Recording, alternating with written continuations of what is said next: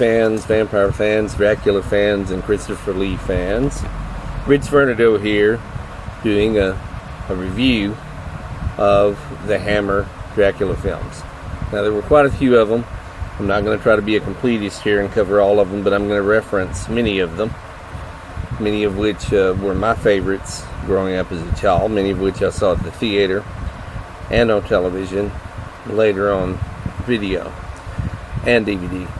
Most of them are out on VHS and DVD as I understand it.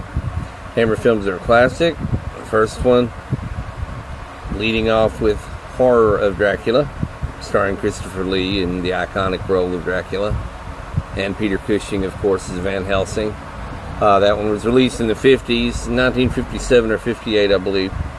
Then, following up in the early 60s, Dracula, Prince of Darkness, possibly 65, 66, another installment in the Hammer Dracula series. Taste the Blood of Dracula was another one. Dracula Has Risen from the Grave, with the iconic poster of the girl with the band-aids on her neck. Scars of Dracula was another installment. Taste the Blood of Dracula. And the Satanic Rites of Dracula, which was one of the final ones and one of the strangest ones in many ways. In Satanic Rites of Dracula, Dracula's taking over the world and has developed a virus that will wipe out mankind. One of the more interesting ones, all of them were good, all of them very dramatic. For me, growing up watching these movies in the 60s and 70s, Christopher Lee is the definitive Dracula. I don't think anybody's before or since defines the role of Dracula quite the way Christopher Lee does.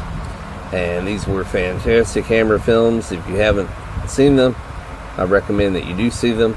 In future videos, I may do individual reviews of each of the individual films. But this was an overview of the Hammer Dracula films and of Christopher Lee's fantastic portrayal of Dracula. Thank you very much.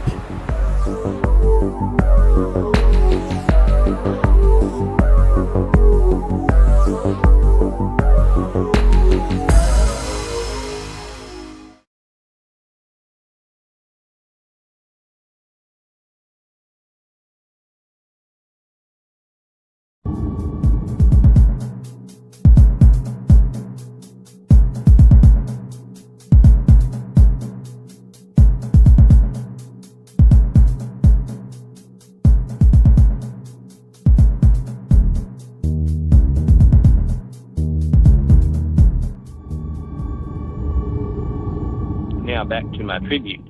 A man died recently named George Romero. Those of you who are familiar with zombie films from the past 50 years know that he started the whole ball rolling. He is the father of the modern zombie film.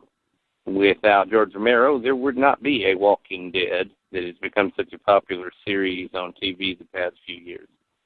George Romero started the whole ball rolling in 1968 with his small, independently financed film, which he had a hard time distributing. He had to almost be a one-man distribution operation. The iconic Night of the Living Dead. George Romero did that back in 1968.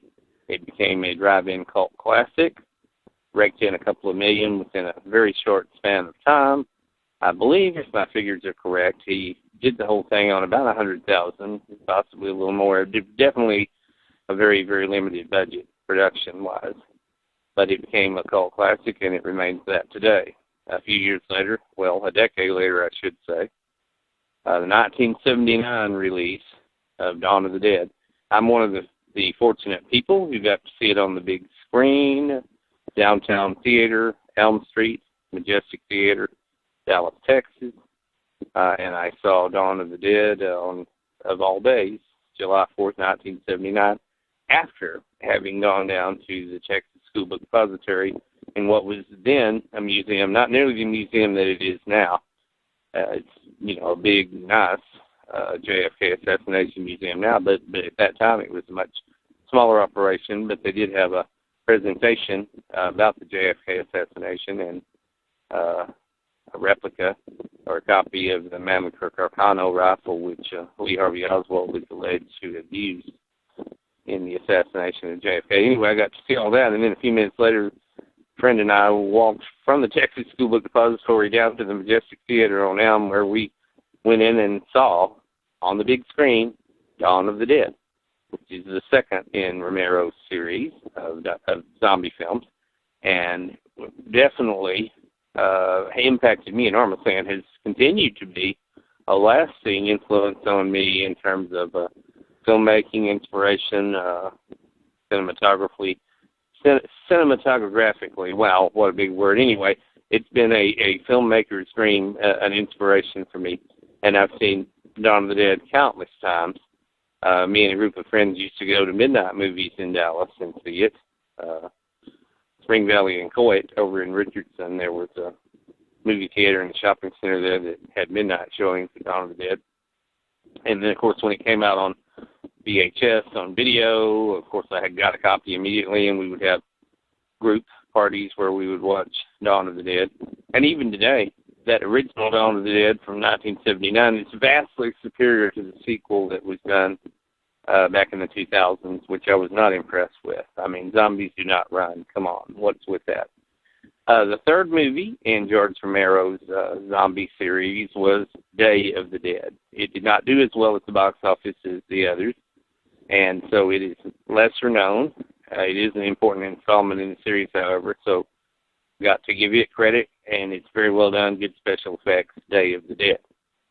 Then after that, I believe the fourth entry, which he waited a few years to do, is Land of the Dead, which is the big kahuna. It has John Leguizamo in it. It has Dennis Hopper in it. He was using a much larger budget on that one. You know, several million are involved in that. Still fabulous production values. Of course, all of George Romero's work has fantastic production values.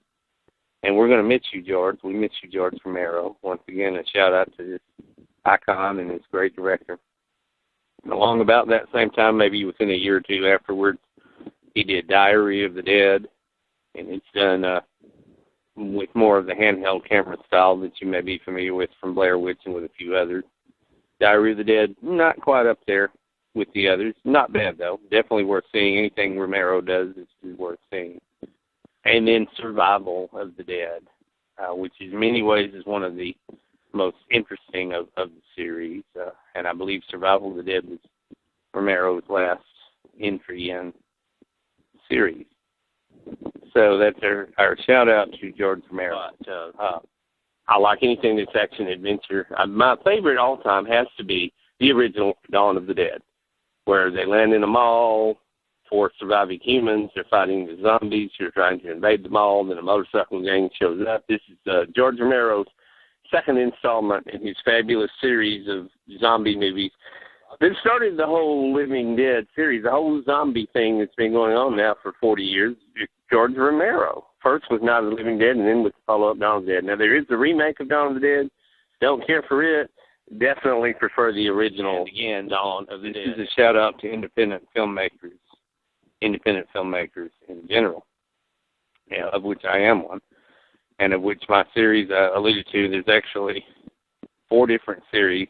The one that has been the longest and that has the most episode right now, most number of episodes, is the one that I'm in the 25th season now, season 25, and that is Crazy Insane Radio, the series. And I just shot episode 508 and 509 the past couple of days. But you want to go back to season 1 and watch it all the way through. Now, there are a number of characters that occur in all the different seasons.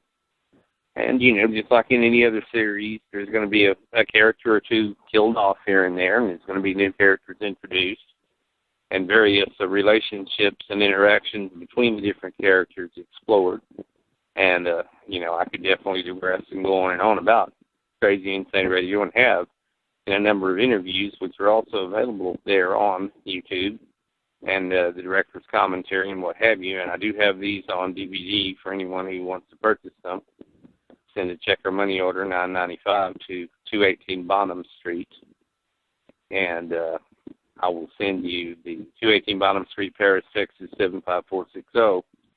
and you can receive each series for $9.95 per DVD. So there's 25 DVDs total if you were to buy all 25 seasons. But you can buy any or all seasons that you would like and follow it. You can also go on YouTube to get a taste of it, to watch it, sample it, watch as many as you want of all the different seasons there on YouTube as well. One of the other series that I've done that has only in the second season right now is a futuristic space series called The Future Hope. It does contain some of the characters from Crazy Insane Radio, so it's a spinoff. Another spinoff that's set in the same city as Crazy Insane Radio, of course, is Murgatroyd After Dark, which follows a lot of the different characters in the series.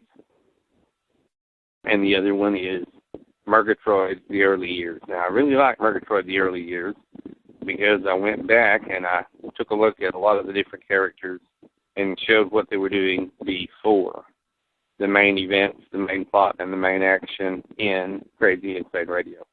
So you could call Murgatroyd The Early Years a prequel. That is what it is, a prequel.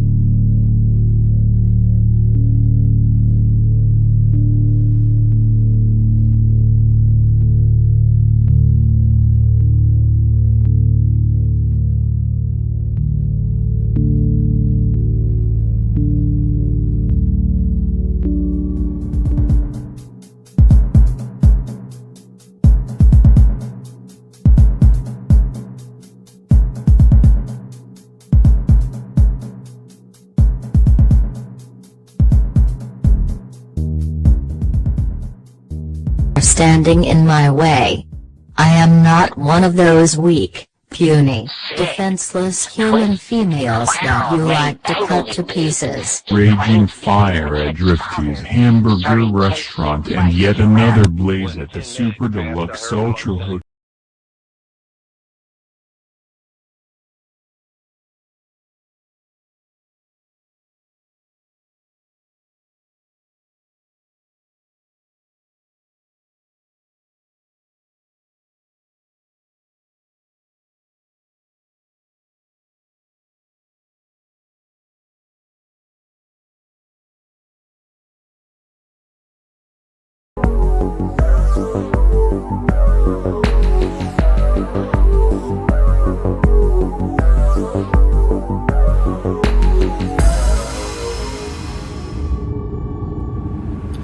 This is a tribute to Texas director Tobe Hooper, who died in the past few days. Most of you are familiar with him and remember him from the iconic Texas Chainsaw Massacre, filmed in 1973, released in 74, a drive-in movie theater hit, filmed on a very, very small budget. Tobe Hooper and some of his buddies near Austin were sitting around playing poker one night and said, hey, let's pool our resources and make a film. And they did. And the rest is history. And there were a series of Texas Chainsaw Massacres, spin-offs, knockoffs, what have you. Tobe Hooper went on to do Poltergeist. He's also known for that. So this video is a tribute to the master work and genius of creator, director, producer Tobe Hooper, who will always remember, he'll always be remembered for the Texas Chainsaw Massacre series, which has become a modern icon of slasher terror. So this video is in memory of Texas director Tobe Hooper. All of Tobe Hooper's major films are out on VHS and DVD and are probably available online on Netflix, and portions, if not the entire movie, are available, of course, on YouTube. There will also be a number of good documentaries, director commentaries and extras out there available, and a lot of other good videos about Tobe Hooper right here on YouTube as well.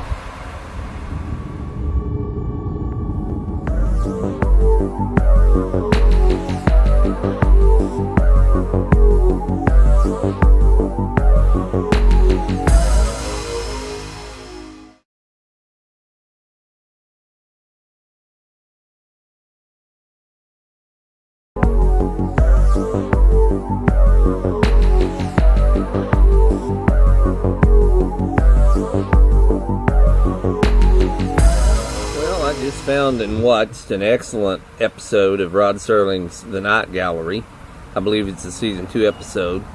It's called Tell David, and it stars Sandra Dee. In this particular episode, a young woman who's very jealous, who fights a lot with her husband, is in this blue station wagon.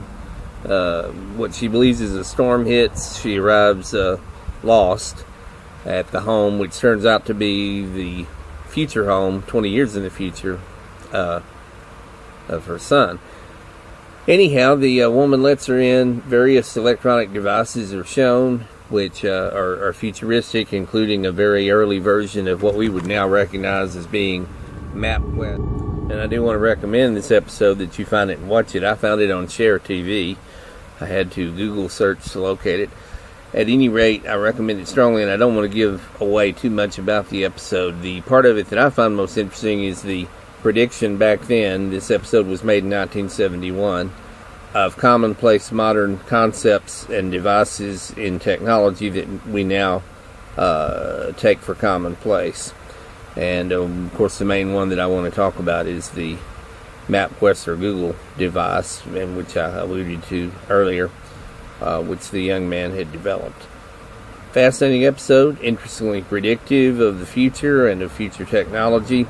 The date's a little off in that June 7th, 1989 is the date mentioned in terms of the futuristic pack of cigarettes that Sandra Dee has obtained during her visit there to the future. But if you research this, and even from personal memory, I first started net surfing in 1997. That's when I first got online, and MapQuest was very much in existence by that time, if I recall correctly. Definitely by the early 2000s, Google Maps was in existence. So they didn't miss by much. They were possibly a decade early in the writer and prop designer in their prediction of future devices and concepts as far as technology goes. So once again, this episode was written by David Jewell, and it's an excellent episode. Want to recommend it strongly. Again, Night Quest, Tell David, starring Sandra Dee.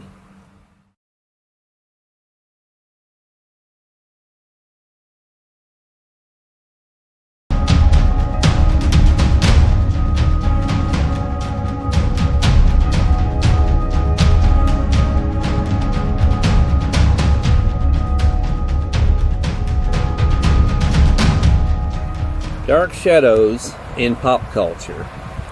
Rich Vernadeau here. Today I'm going to be discussing and analyzing the massive impact and influence that dark shadows had on pop culture. As any of you know who are fans of Dark Shadows, 1966 to 1971, a Dan Curtis production, and most of you have memories. This is a baby boomer thing, maybe even an older Generation X thing, running home from school to watch Dark Shadows. And it was wonderful. It was a daily Gothic soap opera, as all of you know. Fabulous storylines, fabulous timelines, time travel.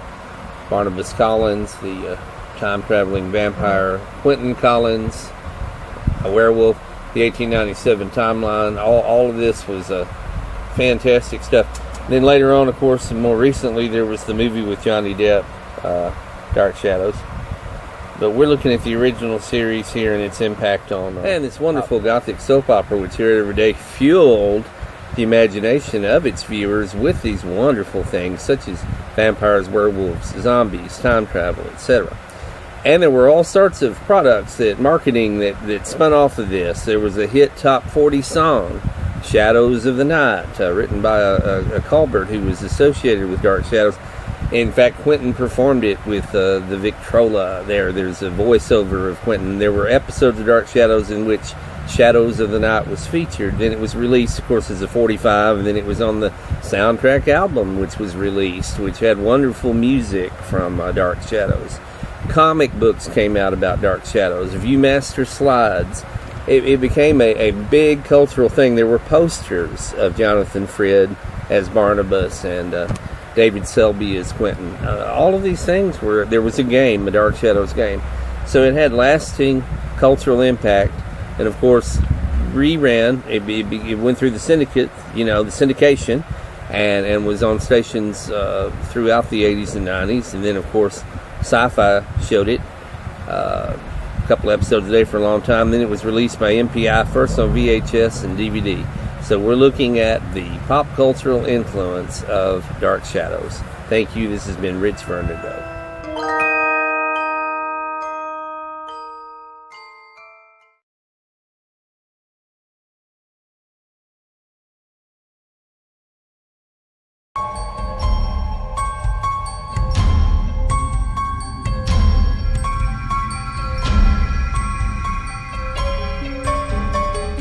A house of high fashion, a dazzling whirl of elegance, of exotic, extravagant beauties.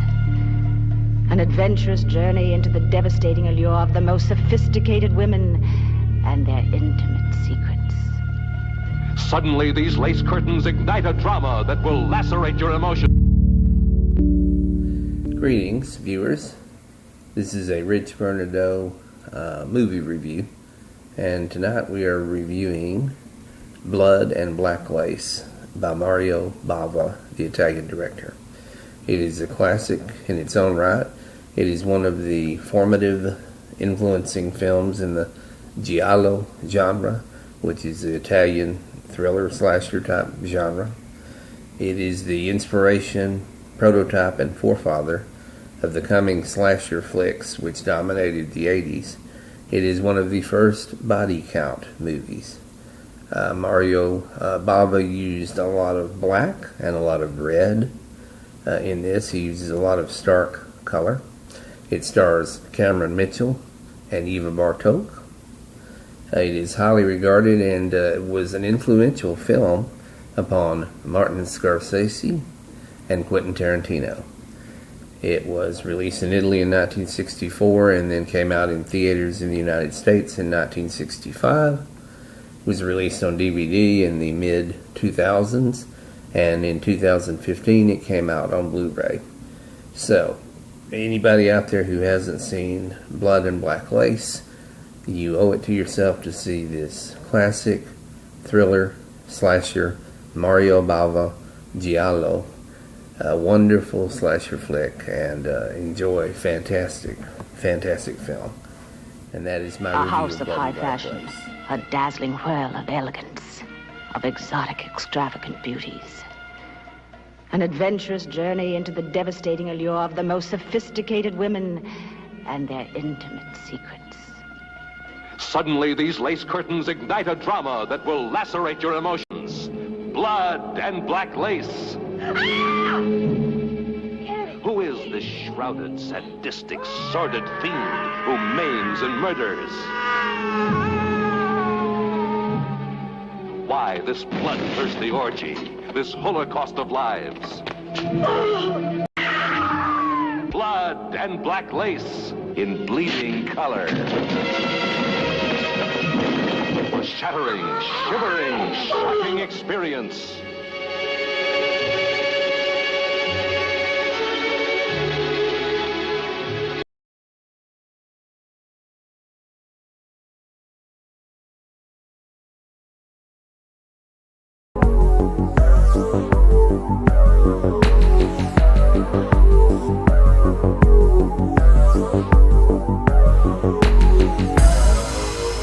Welcome to Movie Reviews by Rich Vernadeau, and this time I am reviewing the Arthur Penn 1967 Bonnie and Clyde, starring Warren Beatty and Faye Dunaway. Of course, it's considered a groundbreaking landmark film. It was one of the first films of what they refer to as the New Hollywood era. It broke many cinematic taboos at the time. One of the things which made it so popular with the younger audience was explicit violence, and the fact that it depicted gunshot wounds in a more graphic way than movies previously had. Of course, its success prompted many other filmmakers to continue this trend in presenting more graphic violence and sex in their films. The film's ending is iconic, of course, and is probably one of the bloodiest death scenes in cinematic history. In fact, it's been called that. It did receive Academy Awards for Best Supporting Actress, Estelle Parsons, Best Cinematography, Burnett Guffey.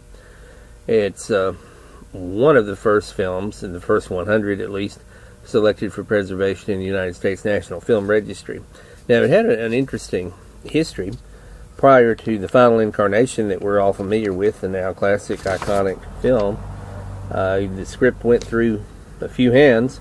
It was influenced by French New Wave writers, David Newman, Robert Benton. It went on over to Arthur Penn, who was involved in a movie called The Chase at the time. It was sent to Francois Truffaut, the famous French New Wave director, who at that time went on to make Fahrenheit 451. But Truffaut got Jean-Luc Godard interested, and Godard didn't really trust Hollywood, and that ended up not working out, even though Warren Beatty at one point talked to him, had a meeting with him, as a matter of fact. So after it was offered to Sidney Pollack, who turned it down, among other directors, Arthur Penn finally took the director's position, and of course the rest is history. Now, among the actresses who were considered for the role of Bonnie Parker, of course we know that Faye Dunaway ultimately ended up with it, but Shirley MacLaine was, which of course is Beatty's sister. Shirley MacLaine was considered. Jane Fonda was considered. Tuesday Well, Leslie Caron, and Margaret, Carol Lindley, and even Natalie Wood was suggested to play the role, but Wood declined. She was at the time involved in other pursuits.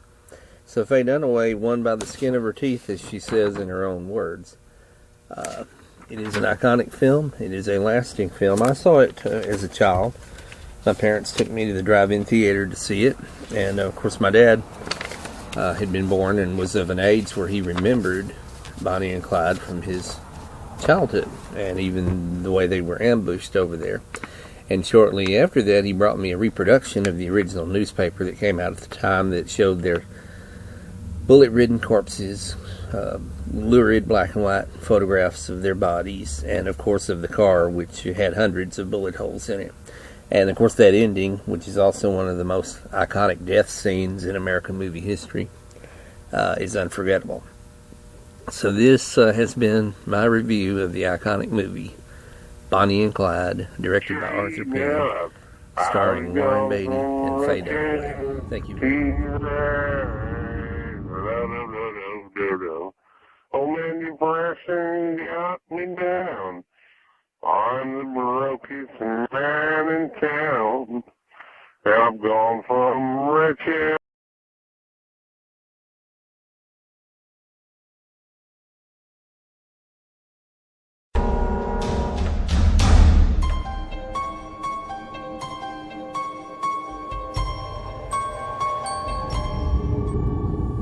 The original 1960 Psycho, directed by Alfred Hitchcock, immortal classic.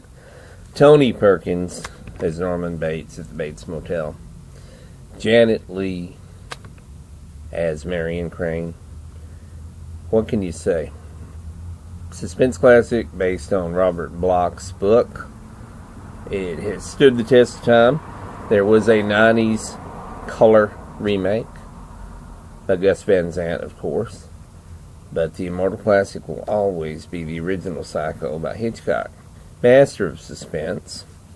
The shower scene alone has endless cuts, endless editing. There were a lot of different angles. He went into that.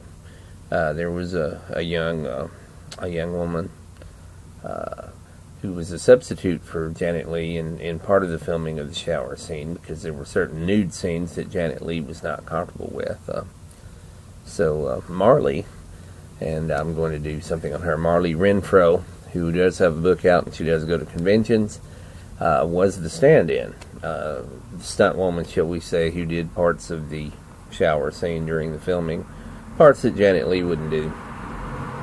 All of that notwithstanding, for many years after Psycho, Janet Leigh herself was afraid to take a shower and preferred to take a bath instead.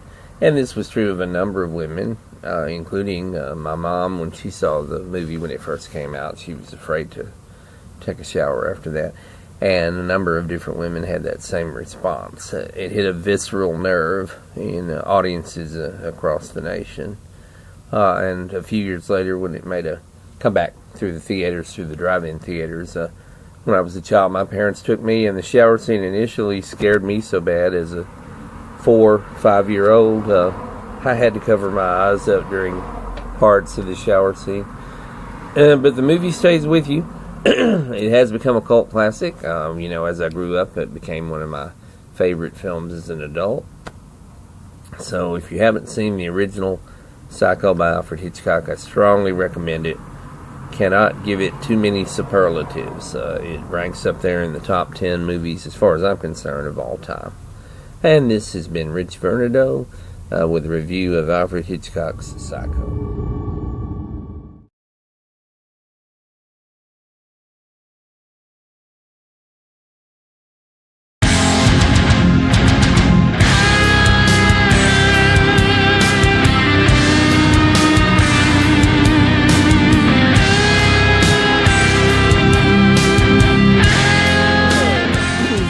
Rich Vernadeau here, and today I'm doing a review of Alfred Hitchcock's iconic film, The Birds. First of all, The Birds is based on a story, a novelette, from about a decade earlier by Daphne du Maurier. But Evan Hunter, of the Ed McBain fame, is the one who actually did the screenplay. And there is a book out called Hitchin' Me, in which Evan Hunter talks about his collaboration with Hitchcock and their working together and the mutual respect they had for one another. And it's interesting in its own right. It's called Hitchin' Me by Evan Hunter. Now, Evan Hunter was coming out of fame for his novel The Blackboard Jungle, as well as his 87th Precinct Ed McBain novels. And as this was developed, Hitchcock wanted to do something very artistic. Now, he was coming off of the heels of the huge blockbuster success of Psycho, and he wanted to do something artistic. So The Birds is an attempt by Hitchcock at high art, and he entered it into the Cannes Film Festival, but it did not make the final ballot in terms of the films that competed in the 1963 Cannes Film Festival. Wonderful cast: Rod Taylor, Tippi Hedren, Suzanne Pleshette, and Jessica Tandy. It takes place in the fictional California town of Bodega Bay, and the reason that the birds are attacking is never explained, and Hitchcock did that on purpose. Hitchcock did that deliberately. It features some of the best cinematography and best camera work that Hitchcock ever did. Some of the most interesting camera effects and special effects for the time were incorporated into the making of The Birds. A lot of the bird effects, the flying bird effects attacking people, were done at Walt Disney Studios by animator technician Ub Iwerks. And they used something called a sodium vapor process, or yellow screen. And that's an interesting process for special effects in and of itself. It's considered one of Hitchcock's greatest works. It ranks critically and in popular appeal very high and all over the place.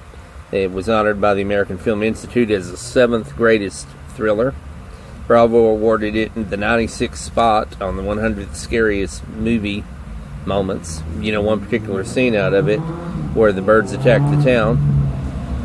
So overall, it is a winning Hitchcock combination: suspense, thrills, action, special effects. If you haven't seen The Birds, go see it. It remains one of Alfred Hitchcock's iconic works. And this has been a review of Alfred Hitchcock's The Birds by Rich Vernadeau. Thank you very much.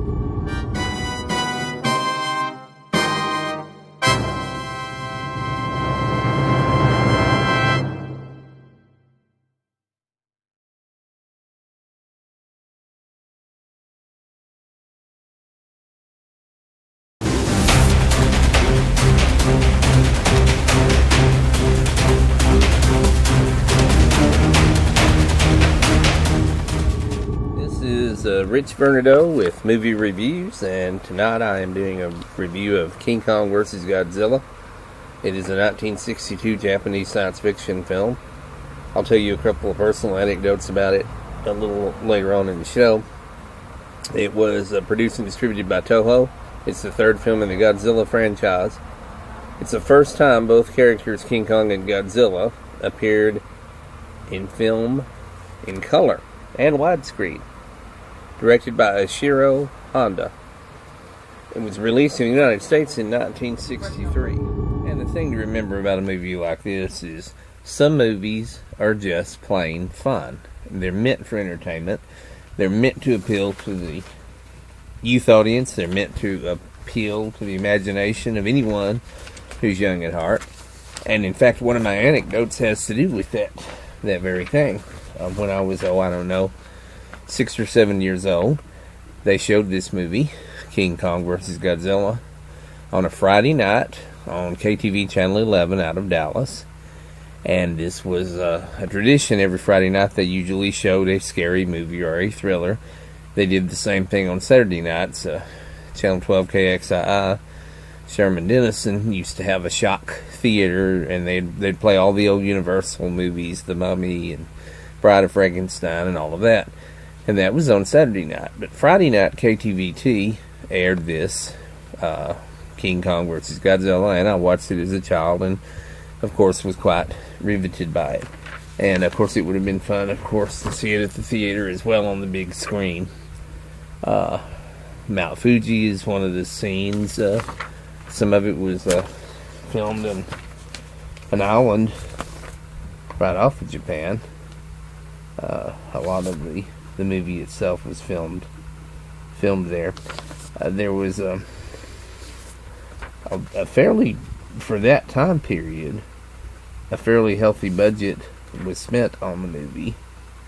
And of course it's since gone through release on VHS, release on DVD, and of course it's been reissued with better clarity and high definition. And of course there's another one coming out now. There's going to be a new one coming out now that King Kong and Godzilla are both popular again, and remakes have been done in the past few years. Well, of course they have to remake King Kong vs. Godzilla, and that's going to be hitting the theaters very soon. So again, you approach these movies from the idea of having a good time. This is fun. Get a great big tub of popcorn and a Coke.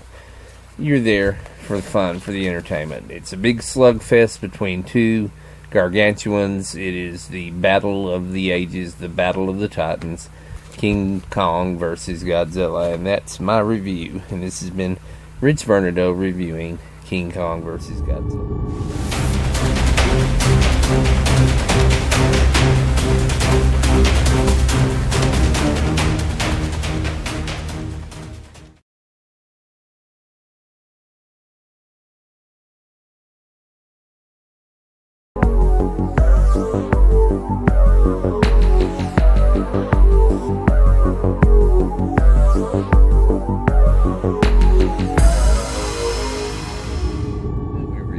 By Rich Vernadeau. I'm reviewing Horror of Dracula, the Hammer classic from 1958. This was the first pairing of Christopher Lee and Peter Cushing as mortal enemies, with Peter Cushing playing Dr. Van Helsing, and of course in the iconic role of Dracula, Christopher Lee. There were a series of films after that, and I've done another review that deals with them. Hammer Films Review, and you should also watch it as well. This was classic in so many ways. It's Terence Fisher.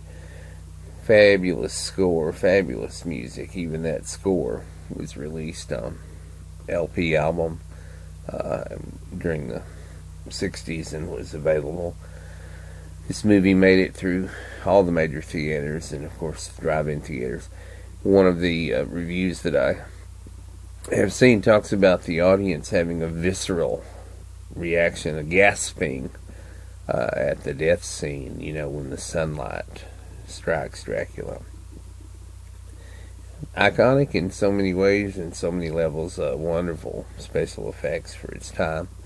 And it stays true. It goes back to the original Bram Stoker source material and the whole Jonathan Harker diary thing. Fabulously done, well done. Many consider it the best of the Christopher Lee Dracula movies, and it's a movie that if you haven't seen, you owe it to yourself to definitely go see it.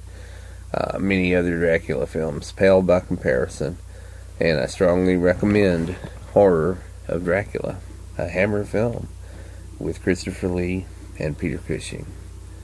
Thank you. This has been Rich Vernadeau with Movie Reviews by Rich Vernadeau.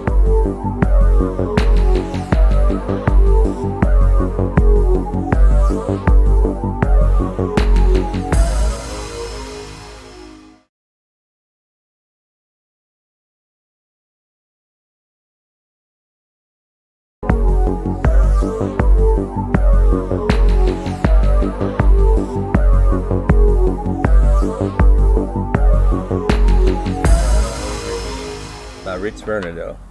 Today we are reviewing Frankenstein Meets the Space Monster. Definitely a grade B movie.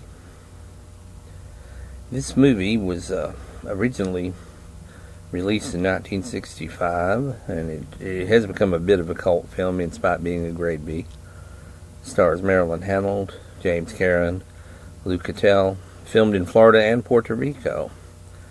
It underwent many different name changes. It's also known as Mars Attacks Puerto Rico, Mars Invades Puerto Rico, and Operation San Juan.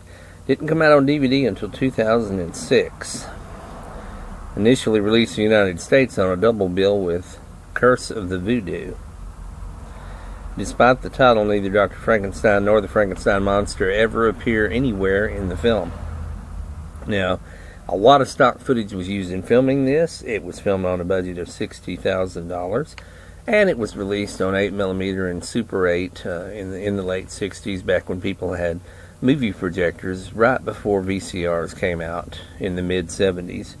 So this is definitely one of those you just eat popcorn and drink a Coke with. It's a fun movie, not scary at all, minimal special effects, because what can you do on a $60,000 budget? There is a neat little rock song in there that's kind of, 60s sounding, Herman's Hermits, Beatles-ish type sounding, and they play it a lot when two of the main characters are riding around on a motorcycle. So, America's watch it, missile light enjoy it. mission. Your eyes, hear, witness. Total terror.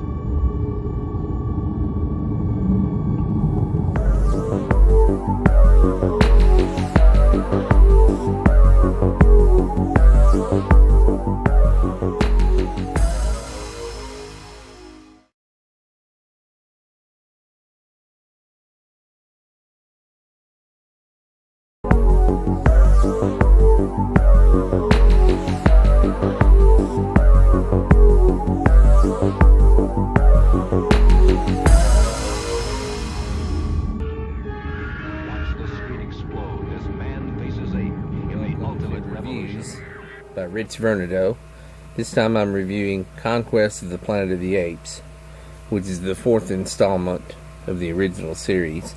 An Arthur P. Jacobs production with Don Murray as Governor Breck, Harry Rhodes as his assistant, McDonald, and Culp is played by Severn Darden. Ricardo Montalban as, of course, the circus owner who has raised Caesar from a baby, the talking chimpanzee left by Cornelius and Zira at the circus before they were killed in the prequel to this movie, Escape from the Planet of the Apes, which I also recommend. This was filmed in part at various locations that were evocative of the recent Watts riots. Some of the styling of the battle between the humans and the apes is done deliberately in newscast style footage to evoke the recent Watts riots. It is a classic confrontation between a subjugated slave race, in this case the enslaved apes, and their human masters. It's an exploration of this.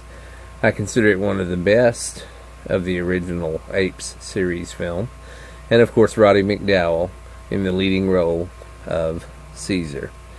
And I strongly recommend this film. So if you haven't seen it before, Go out and rent it on VHS, DVD, Blu-ray, whatever the case may be. Watch it on Netflix. Watch it however you want to watch it. It's available in many different formats, of course. Conquest of the Planet of the Apes. And this has been Rich Vernadeau. Thank you.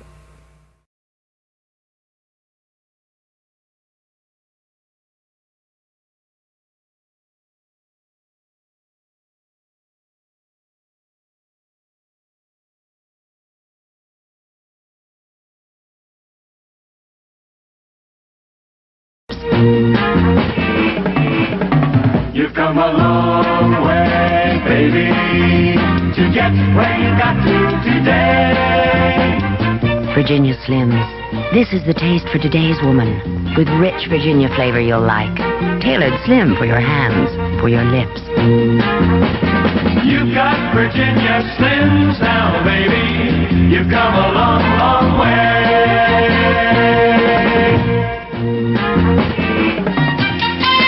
You've come a long way, baby, to get where you got to. Virginia Slims now, baby.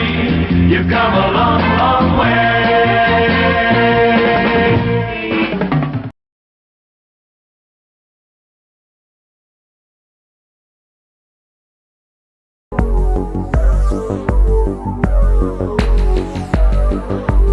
Mr. Cochetti,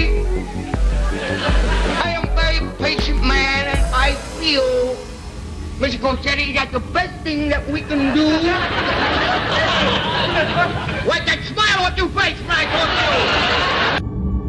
Well, as I'm sure all of you know by now, we lost an iconic, historic comedian who was a major contribution to comedy in the United States, in film, for 60, 70 years. He started out with Dean Martin, and those of you who might remember that comedy routine back in, I believe it was the 50s probably, and there were a lot of movies then. Of course, he was every year on the telethon. Right. The muscular dystrophy telethon. The man would stay up all night long. People would call in and pledge donations. A number of his movies are available on VHS and DVD. A number of them are shown on television from time to time. I believe the original Nutty Professor was a Jerry Lewis. And you can Google all the names of the different movies that Jerry Lewis was in, which were numerous. Jerry Lewis enjoys enormous popularity in France. He's always been one of the favorite comedians of the French. And so we want to remember Jerry Lewis. If you've got some movies of Jerry Lewis, put them on, watch them. They'll remain funny. They'll stay good forever. They're classic comedy. And again, remembering Jerry Lewis. Stay, be nice, stay.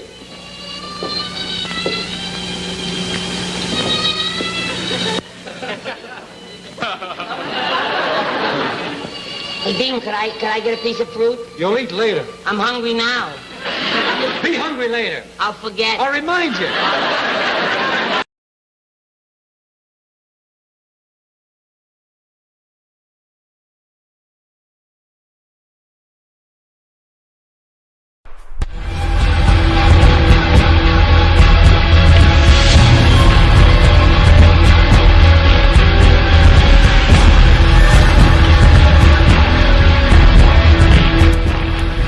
Based on the novel The Werewolf of Paris by Guy Endore, Curse of the Werewolf is a 1961 Hammer Films production release starring Oliver Reed in the lead role. A baby who grew into a man possessed by a monster. Fantastic for its time, great special effects, one of the banner werewolf movies. Clifford Evans, Yvonne Romaine, Catherine Feller also star in this classic Hammer horror film, directed by Terence Fisher, who also did most of the Dracula films, which starred Christopher Lee.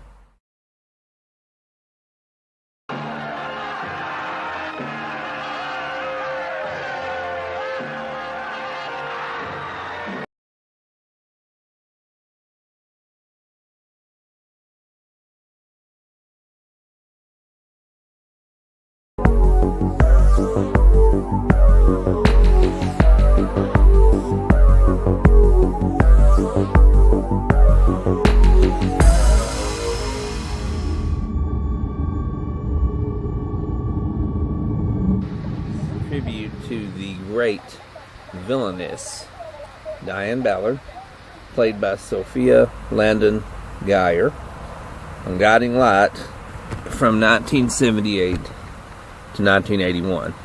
Unfortunately, this character, Diane Ballard, got killed off.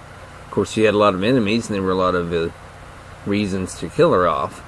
But because a certain storyline is out on DVD now for Guiding Light aficionados, I'm not going to tell you here in this video who killed Diane Ballard.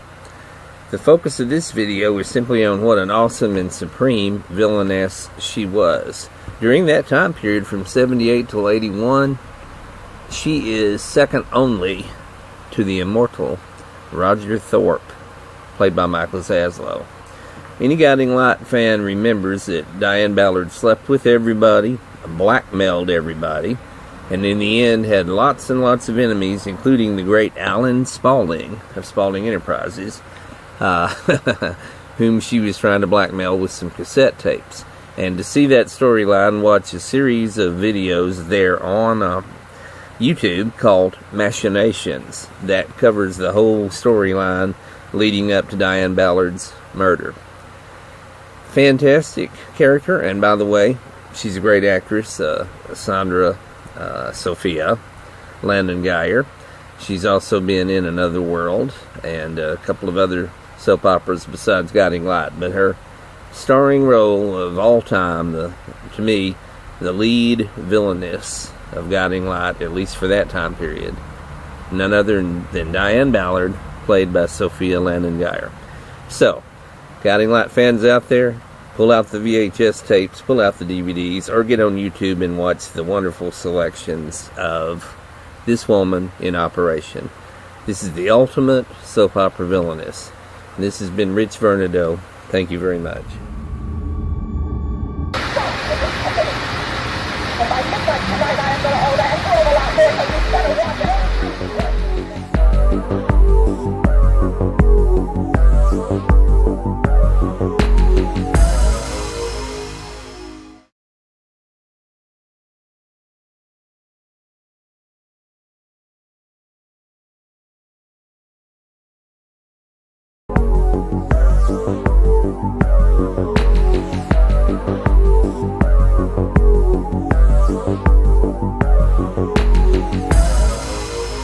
Vernadeau here with a tribute to Harry Dean Stanton, a very prolific actor who was in many movies and TV shows. I'll read off a few of his credits in a minute. He died yesterday at the age of 91. He was in the iconic film Paris, Texas, and I had the pleasure of meeting the director, William Wenders, briefly. That's a whole different story, and I'll do an episode about that at some point. Harry Dean Stanton was in Alien. He was in The Avengers. He was in The Green Mile. His credits go on and on. A long, successful career, both in movies and television. The TV series Alice. He was in that, mini-series. The Good Life. His credits go on and on. If you take a look at IMDb, it's amazing. Of course, many people remember him for Pretty in Pink with Molly Ringwald, an all-time classic. He was even in episodes of Laverne and Shirley, the TV series. Private Benjamin, Escape from New York. The man has an illustrious catalog of screen appearances. And so this tribute to Harry Dean Stanton, who has passed away at the age of 91. Thank you very much.